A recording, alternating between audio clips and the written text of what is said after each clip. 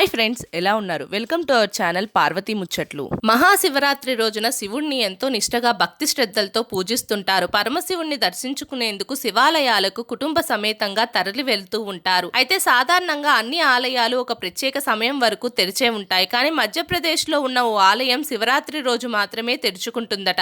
వివరాల ప్రకారం మధ్యప్రదేశ్ లోని భూపాలకు 48 కిలోమీటర్ల దూరంలో ఉన్న సోమేశ్వర ఆలయం శివరాత్రి రోజున మాత్రమే తెరుచుకుంటుంది. ఈ దేవాలయాన్ని 1543లోని షేర్షా సురి అనే వ్యక్తి సోమేశ్వర ఆలయాన్ని స్వాధీనం చేసుకున్నారట. ఆ తర్వాత 1974లో దేవాలయాన్ని తెరవాలని ఉద్యమం చేశారట. అయితే అప్పటి ముఖ్యమంత్రి ప్రకాష్ సేది ఈ ఆలయం తలుపులు తెరిచి సామాన్య ప్రజలు దర్శించుకునేందుకు అనుమతిచ్చారట. కానీ కేవలం శివరాత్రి రోజున మాత్రమే దేవాలయాన్ని తెరిచి పూజలు చేసేందుకు అనుమతించారని సమాచారం. దీంతో అప్పటి నుండి ఇదే ఆచారం కొనసాగుతున్నట్లు తెలుస్తోంది. మహాశివరాత్రి రోజు సోమేశ్వర ఆలయం ఉదయం 6 గంటల నుండి సాయంత్రం 6 గంటల వరకు మాత్రమే తెరిచి ఉంటుంది.